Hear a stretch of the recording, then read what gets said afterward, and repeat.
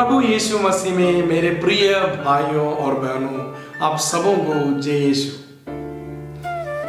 आज मैं आपको एक सवाल पूछता हूं, 10 आज्ञाओं में कौन सी आज्ञा सबसे मुख्य है? यीशु मसीह ने हमें सिखाया परमेश्वर को प्यार करना और अपने पड़ोसियों को अपने समान प्यार करना, ये मुख्य बात है। लेकिन आप सोच के देखिए, बहुत सारे लोग जब पाप स्वीकार के लिए आते हैं, पापों के बारे में सोचते हैं, तो उनका ध्यान बिल्कुल शरीर संबंधित पापों की ओर जाते हैं। विशेषकर सेक्स के बारे में ज्यादा लोग सोचते हैं।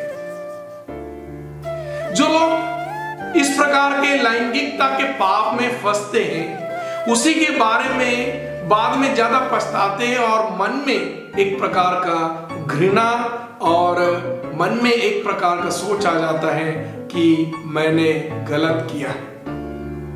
आज हम इसी बात को देखने जा रहे हैं। संत पौल रोमियो के नाम पत्र अध्याय 8 के 5वें वाक्य से हमें समझाते हैं, क्योंकि जो शारीरिक स्वभाव से संचालित है वे शारीरिक आचरणों की बातों की चिंता करते हैं और इसका परिणाम मृत्यु है। जो आत्मा से संचालित है वे आत्मा की बातों की चिंता करते हैं और इसका परिणाम जीवन और शांति है। क्योंकि शारीरिक आचरण की चिंता करना परमेश्वर के प्रतिकूल है। प्रिय भाई और बहनों, लैंगिकता परमेश्वर का एक वरदान है। परमेश्वर ने सब कुछ बनाया, सबको अच्छा बताया, मनुष्य को बनाया और बोला बहुत अच्छा बताया। इसका मतलब मनुष्य को जब परमेश्वर ने बनाया, लैंगिकता के साथ ही बनाया।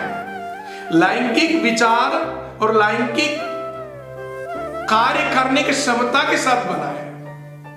और इतना ही नहीं, परमेश्वर अपने सृष्टि कार्य में भाग लेने के लिए और संतान उत्पन्न करने के लिए मनुष्य को एक बहुत बड़ा बुलाहट भी दिया है। तो हम यह निष्कर्ष कर सकते हैं कि लैंगिकता अपने में खराब चीज नहीं।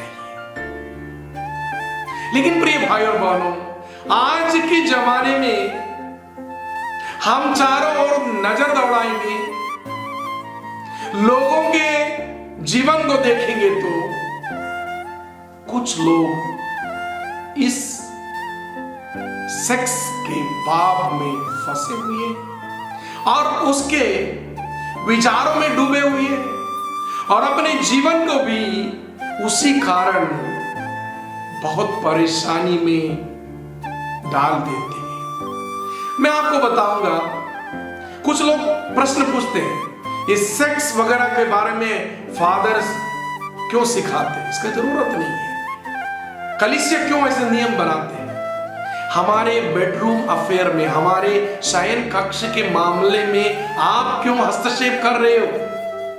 आपको क्या जरूरत है? ये तो नेचुरल है, हम नेचुरल करते रहेंगे। मेरा कहने का मतलब किसी के व्यक्तिगत जीवन में हस्तक्षेप करने की वाली बात नहीं है। लेकिन परमेश्वर ने जब हमारी सृष्टि की, परमेश्वर ने एक उद्देश्य से हमारी सृष्टि की और परमेश्वर हमारे जीवन में जो भी दिया है अच्छा ही दिया है। और पति पत्नी के जीवन में एक दूसरे के भलाई और एक दूसरे के आनंद के लिए जो लैंगिकता का दान दिया है, उसका उपयोग कभी भी कलीसिया नहीं सिखाते खराब है। लेकिन खराब कब होता है? जब हम जिस सीमा के अंदर हमें इस दान का उपयोग करना है, विशेषकर शादीशुदा जीवन में, वफादारी में, एक दूसरे के भलाई के लिए और आने वाली पीढ़ी के निर्माण के लिए इस दान का उपयोग करना है, लेकिन हम उस सीमा को तोड़कर जब बाहर अपने आप में खुशी लेने के लिए, या तो जो परमेश्वर विधान में नहीं लिखा उसी के बाहर हम इसको ढूंढने जाएंगे, तब यह पाप बनता है। प्रिय भाई और बहनों, हम देख सकते हैं पवित्र वचन में व्यभिचार को मूर्ति पूजा के समान बताया है। बहुत एफेसियों के नाम पत्र में लिखा है, आप लोग ये निश्चित रूप से जान ले कि कोई व्यभिचारी, लंपट अथवा लोभी जो मूर्ति पूजक के बराबर है, मसीह और परमेश्वर के राज्य का अधिकारी नहीं होगा। प्रिय भाई और बहनों, हम सब दुर्बल इंसान हैं।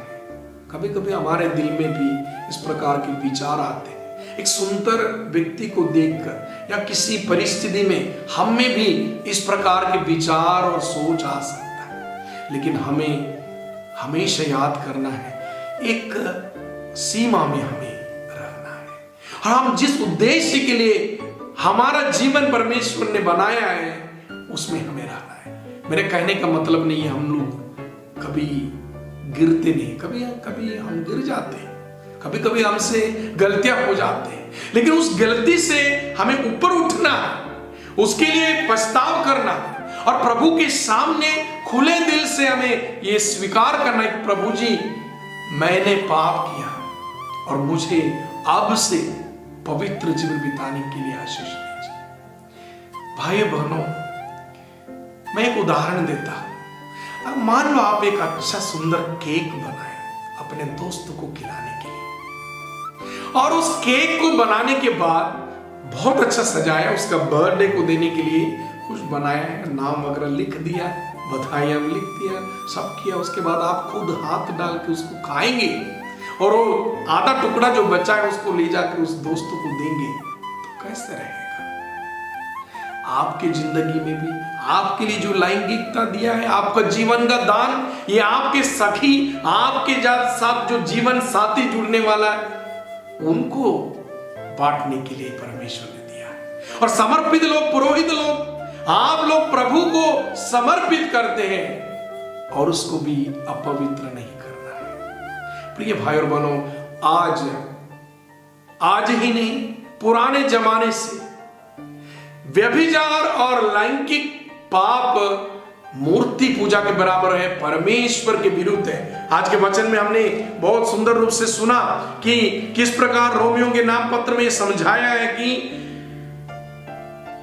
जो लोग शारीरिक स्वभाव के वश में हैं, वे परमेश्वर को प्रसन्न नहीं कर सकते।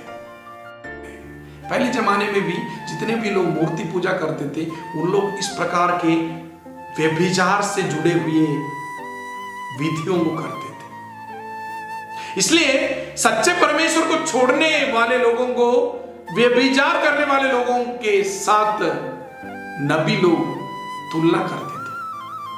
प्रिय भाई और बहनों, इसका कारण क्या है? जो लोग शरीर को ज्यादा महत्व देता है और अपने शरीर के ताकत पर, अपने शरीर की सुंदरता पर जो घमंड करता है, वे लोग अपने शरीर की पूजा करते हैं।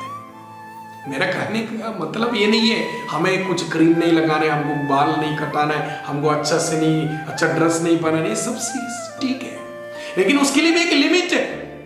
आप ऐसे ड्रेस पहन रहे हो कि आप इतने गरीब हैं, आपका पूरा शरीर कवर करने लायक भी आपके पास कपड़ा खरीदने का पैसा नहीं, ऐसे लोगों को मत दिखाइए। कभी कभी मेरे को भी डर होता है हमारे जवान लोगों के साथ घूमते समय, उनका जीन्स कब नीचे गिरेगा, यही सोच सोच के मैं बहुत चिंतित, क्योंकि बेल्ट में वो कैसा है, वो अभी इधर से ऐसा कब भी गिर सकता है। एक बार किसी को पूछा, ये क्या हो गया, फटा पूरा? नहीं फादर, ये आज का स्टाइल है।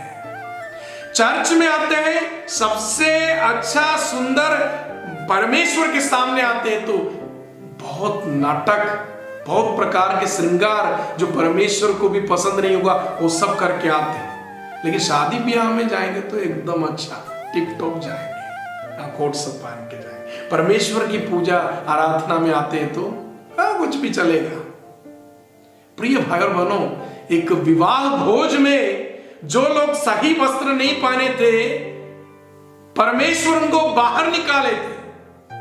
हम जब परम प्रसाद लेने आते हैं, किस गंभीर, किस महत्व, कितना महत्व की सुंदरता से हम आते हैं, हमें सोचना चाहिए। आज सेक्स एक डीमन बन के, राक्षस बन के इस दुनिया में राज कर रहे हैं।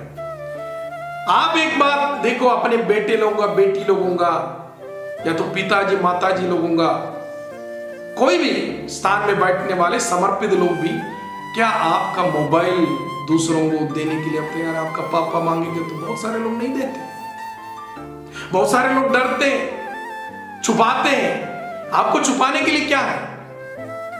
आपका मोबाइल सही बोला। क्या आप देर रात तक चैटिंग में बैठे? इस प्रकार के आजकल सबके लिए बहुत सुविधाएं हैं।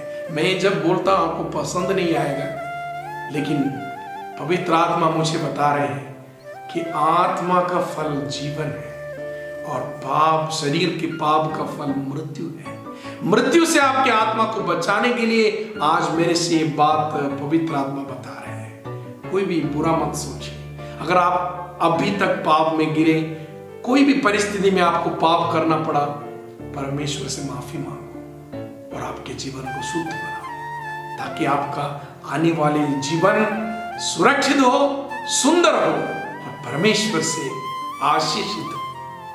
आइए हम प्रार्थना करें। सर्वशक्तिमान पिता परमेश्वर, धन्यवाद देते हैं राजा इस सुंदर वचन के लिए। प्रभु, पाप की फल जो होता है मृत्यु है, आत्मा का फल जीवन है। प्रभु, हम लोगों के जीवन में ये शरीर की वासनाएं कभी कभी हमें पाप की ओर ले जाते। प्रभु, हम माफी मांगते हैं। हमारे जिंदगी में ये जो सेक्स और लैंगिक पाप है प्रभु, अगर उनकी जंजीरों से झगड़े हुए कोई भी भाई बहन इस टॉक को, इस प्रवचन को सुन रहे, तो उनके जीवन को आप शुद्ध कर दीजिए। प्रभु, धन्यवाद देते पिता आज के पवित्र वचन के लिए। वचन के अनुसार जीने के लिए हमें सक्षम बनाइए। धन्यवाद देते प्रार्थना सुनने के लिए। प्रार्थना मांगते हैं प्रभु यीशु क्रिस्त के द्वारा, आमीन।